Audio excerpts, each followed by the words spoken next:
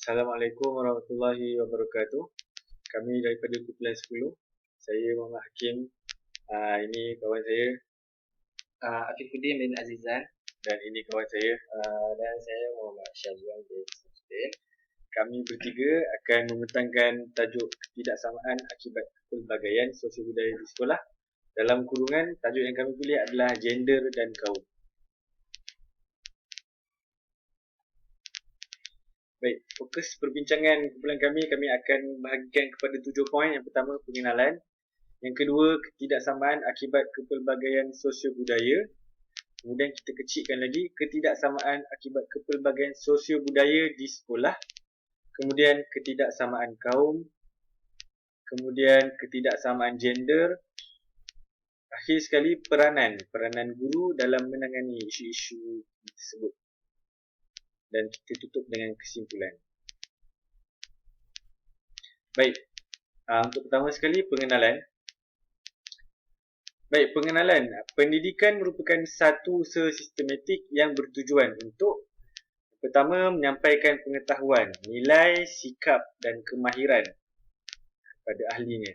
Yang kedua, usaha memperkembangkan potensi individu dan perubahan yang berlaku dalam diri manusia. Jadi, itu adalah maksud ataupun tujuan pendidikan lah. Jadi, pendidikan ni untuk memberikan input ilmu dan nilai kepada para pelajar kita. Namun, kita di Malaysia untuk menjalankannya adalah bukanlah begitu ataupun kita katakan sebagai mudah seperti mana yang saya cakapkan. Menjalankan pendidikan itu tidak semudah seperti mana yang kita katakan, dan kita mengalami dan kita menghadapi ada beberapa kesukaran. Antaranya adalah kerana negara kita merupakan satu negara yang terdiri daripada pelbagai kaum.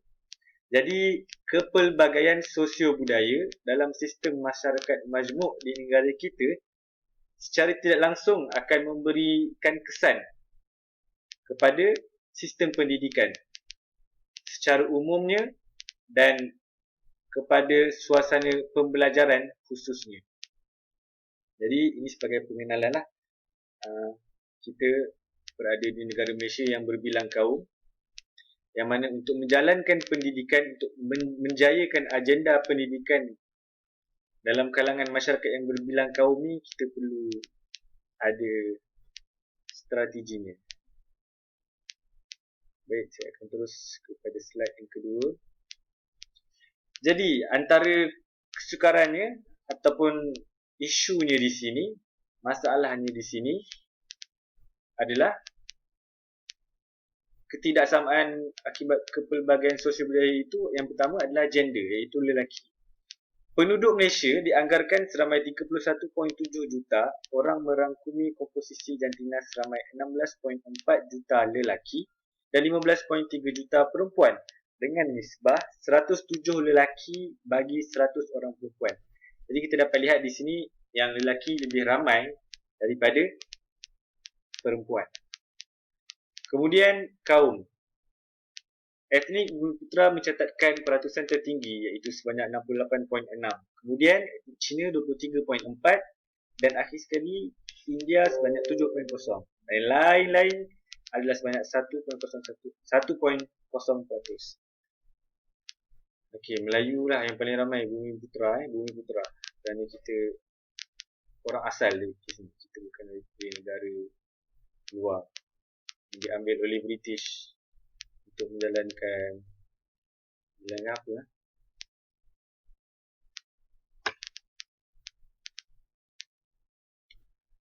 Okey, tak apa, tadi tak penting. Okey, seterusnya ketidaksamaan akibat kepelbagaian sosial budaya di sekolah. Poin yang pertama, kepentingan pendidikan pelbagai budaya boleh membantu dalam memahami budaya sesuatu kaum. Pentingnya untuk kita mendidik kepelbagaian budaya dalam sekolah. Dalam sekolah ni ada Cina, ada India, ada Melayu dan ada yang lain-lain. Pentingnya ada didikan yang mendidik, yang memberitahu, yang menyampaikan kepada pelajar-pelajar kita, oh, India macam ni. Mungkin dia suka makan roti. Melayu suka makan nasi, pagi-pagi nasi lemak. So, etnik yang berbeza membawa kepada budaya yang berbeza. Kemudian yang kedua, masalah ketaksamaan peluang pendidikan di Malaysia masih memerlukan usaha yang lebih dan berterusan dalam menjamin pendidikan dapat diberi kepada semua rakyat. Jadi, isu ketaksamaan sosial budaya ni yang saya tekankan tadi dekat sini adalah kaum. Ia memerlukan usaha yang lebih. Usaha yang lebih tu daripada siapa? Daripada pihak kerajaan, daripada pihak masyarakat, siapa? Guru, pemimpin, dan khususnya di sekolah adalah guru. Kita ni susah sikit, kita ni sukar sikit sebab kita bukan mengajar satu je bangsa, tak. Jadi kita kena ada strategi kita. Kemudian poin yang ketiga, di dalam bilik darjah, para guru berdepan dengan murid yang terdiri daripada berbagai kaum, etnik, bahasa, gender dan budaya sendiri dan berbeza-beza. Ini saya dah jelaskanlah tadi dalam poin saya yang sebelum ni. Okay, saya pass kepada kawan saya. Seterusnya kita pergi kepada ketidaksamaan daripada segi sudut ataupun gender. Gender di sini membawa maksud lelaki dan juga perempuan. Kalau kita lihat dalam slide ini, jumlah lelaki pada tahun 2008 16.7 juta di Malaysia, manakala 15.7 juta wanita pada tahun 2008. Kalau kita lihat pada tahun 2009 berlaku peningkatan, 2019 berlaku peningkatan jumlah lelaki 16.8 juta dan perempuan meningkat daripada 15.7 kepada 15.8 juta. Dan apa yang kita faham daripada slide ini, nisbah jantina pada 2019 kekal, iaitu 107 lelaki bagi setiap 100 orang perempuan. Jumlah lelaki jauh lebih banyak daripada jumlah perempuan. Kalau kita melihat populasi dunia sekalipun, jumlah penduduk dunia daripada tahun sebelum-sebelum ini 7.5 bilion, dan dijangka 2023 jumlah penduduk dunia akan meningkat 8.0 bilion. Dan kalau kita melihat pandangan yang dikeluarkan ataupun data yang dikeluarkan oleh pihak Kesatuan Eropah, UN, mengatakan jumlah lelaki adalah 3.776 bilion dan wanita 3.710 bilion. Nisbah lelaki dan perempuan, lelaki lebih ramai daripada perempuan, lebih kurang penduduk Malaysia tadi.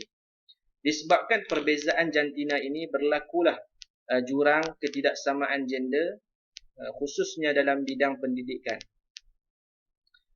Faktor jantina juga memainkan peranan dalam ketaksamaan peluang pendidikan di Malaysia. Sejak dari zaman penjajahan dahulu, lagi peluang untuk melanjutkan pengajian ke peringkat tinggi lebih diutamakan oleh golongan lelaki sahaja.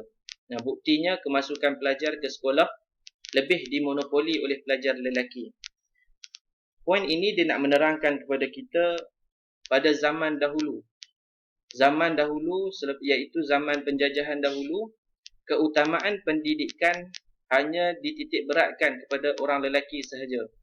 Dan orang perempuan digalakkan untuk berada di rumah, mungkin atas faktor kekangan kewangan, dan ibu bapa hanya menumpukan anak-anak perempuan ini untuk fokus kerja di dalam rumah sahaja. Disebabkan itu, kalau kita lihat kemasukan pelajar di sekolah ke sekolah adalah dimonopoli oleh pelajar lelaki. Tapi apa yang kita lihat sekarang ini, kemasukan ke sekolah pada tahun 2020 ini kebanyakannya dimonopoli oleh kaum ataupun pelajar perempuan. Banyaknya, majoritinya pelajar perempuan. Kalau dalam satu kelas ada 40 orang, dalam 25 orang itu adalah pelajar perempuan. Yang berbaki itu adalah pelajar lelaki. Maksudnya, dari semasa ke semasa, proses penambahbaikan dan ketidaksamaan gender dari hari ke hari ditambah baik oleh pihak kerajaan. Seorang penyelidik nama dia Aminah Ahmad. Dia menyatakan bahawa penglibatan wanita menggalakkan, tetapi masih wujud perbezaan mengikut gender, terutamanya dalam pendidikan sekolah menengah teknik dan vokasional dan juga institut pengajian tinggi seperti di politeknik. Kalaulah kita melihat di sekolah-sekolah yang teknik ataupun vokasional ni, mereka memfokuskan kepada kemahiran. Banyak lelaki yang dimasuk ke dalam sekolah menengah teknik dan juga